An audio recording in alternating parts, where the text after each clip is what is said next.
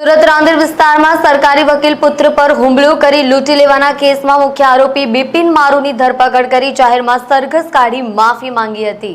સુરતના રાંદેરમાં સરકારી વકીલ મેહુલ દેસાઈના પુત્રને માર મારી લૂંટી લેનાર 3 આરોપીની અગાઉ રાંદેર પોલીસે ધરપકડ કરી હતી। ત્યારબાદ રાંદેરમાં ધાક ધરાવતા બુટલેગર બિપિન મારુને ઝડપી લેવાયો હતો। બિપિન મારુનો જ્યાં દબદબો હતો તે જ વિસ્તારમાં પોલીસે કાયદાના પાઠ ભણાવતા તેનો જાહેરમાં વરઘોડો કાઢ્યો હતો। રાંદેર વિસ્તારમાં સરકારી વકીલના પુત્રને માર મારીને લૂંટી લેવાની ઘટના બની હતી। બુટલેગર બિપિન મારુનું નામ ખુલ્યું હતું। બિપિન મારુનો આ વિસ્તારમાં ભારે રોફ અને દબદબો ચાલતો હતો। પોલીસે આ વિસ્તારમાં વરઘોડો કાઢ્યો હતો, જેમાં કાયદાનો પાઠ ભણી લીધો હોય તેમ બિપિન મારુ 2 હાથ જોડી ચાલતો નજરે પડ્યો હતો। હાલ બિપિન મારુ 5 દિવસના રિમાન્ડ પર છે।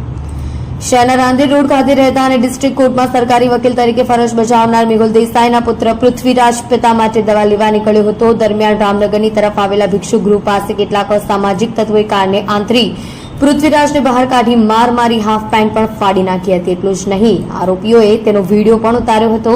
5000 રૂપિયા પણ કાઢી લીધા।